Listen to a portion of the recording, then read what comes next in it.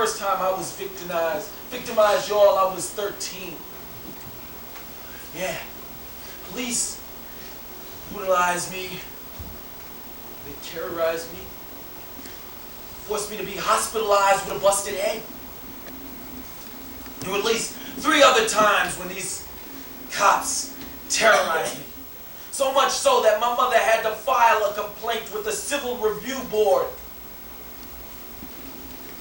The biggest victimization of my person was when at the age of 15, these cops, they forced me into this drug ring set up by them.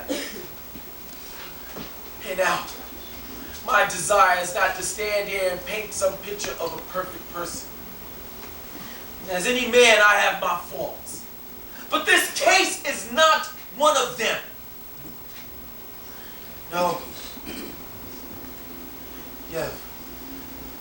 Paul Gentili, Bronx DA, who said in the newspapers and all that he's going to convince you to give me a 20-year sentence.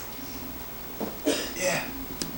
Well, this Bronx DA misused his own office by stealing money from the witness boxes. He's going to face a trial of his own. And he's taking out his frustration on me. See, I was supposed to be page 12 in the back of the Daily News. Bronx black teenager shot dead resisting a hit. It's like Lynn Stewart said. Sergeant Edward Coulter said, routine, typical hit. Right there on that stand.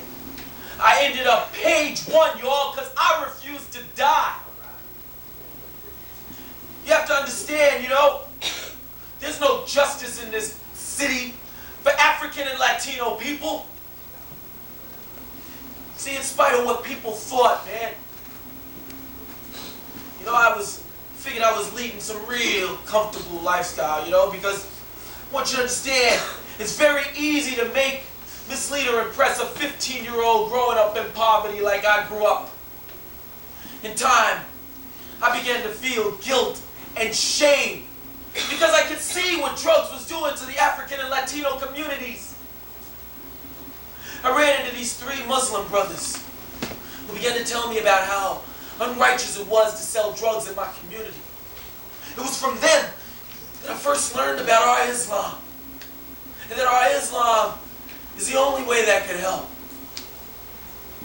And that awakened me to the knowledge of Allah, the knowledge of my soul's altered presence.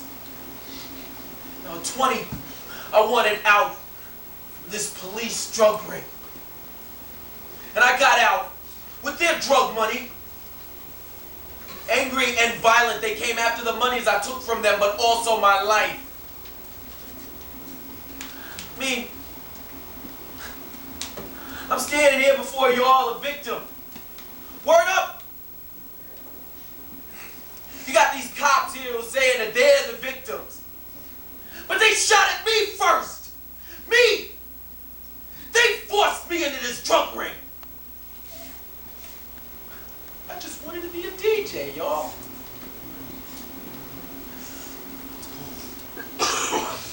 Gentili, Wilson, Flack, all of these corrupted people said that they're going to convince you to do for them what they are incapable of doing for themselves, which is to convict me of this 20-year sentence. Well, if you side with them, if you force this illegal sentence on me, well then it means a black man does not have the right to stand up and fight back racist, drug trafficking cop threats and tries to kill him. See? There's no justice in this city for African and Latino people. Yeah, let's go. So I know officially there's 2 prosecutors in this trial. But there's a 3rd prosecutor, or rather, a persecutor. And that persecutor is none other than the so-called judge here today. Oh. Yeah! Because I sincerely believe that you tried to perjure my case, man. I mean, after all, you were once a U.S. attorney yourself, so why not side with these two? But I challenge you, man. I challenge you to give me the same sentence that you'd give your own son if he was standing there today facing these circumstances. But not just me. My supporters, they all do as well. But he won't. And you want to know why?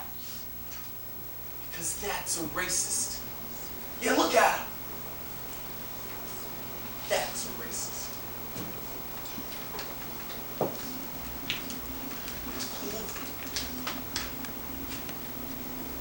So,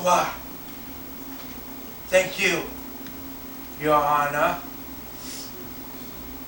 Thank you for your patience, man. Not your jail time.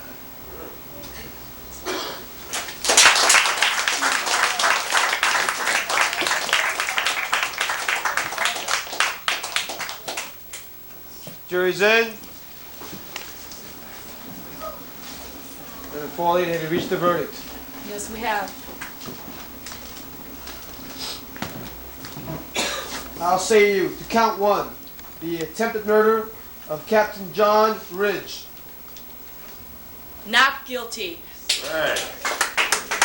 I'll say you. Gentlemen, please be quiet. I'll say you to count 10, assault in the second degree, the physical injury of Captain John Ridge. Not guilty. Hold on your book. I'll say you to count 8, attempted murder of Detective O'Maris. Not guilty. I'll say you to count 12, attempted murder of Sergeant Mary Buckley. Not guilty.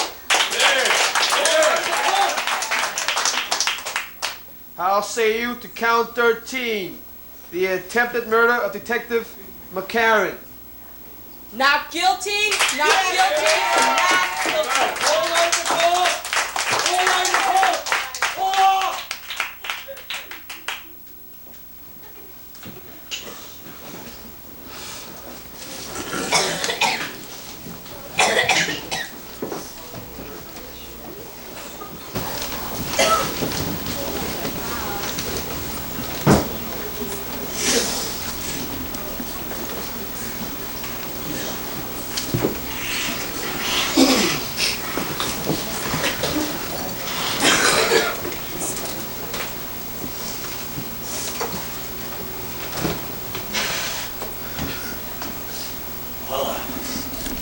Now, here on Rikers Island, Bob, we can practically murder me. You see, I'm the only inmate that's cut off from all the rest of the inmates, man. They moved me from where they can see what was happening. They moved me to this isolation, man. Put me behind plexiglass, middle of the summer. Yeah. They've been messing with me, man.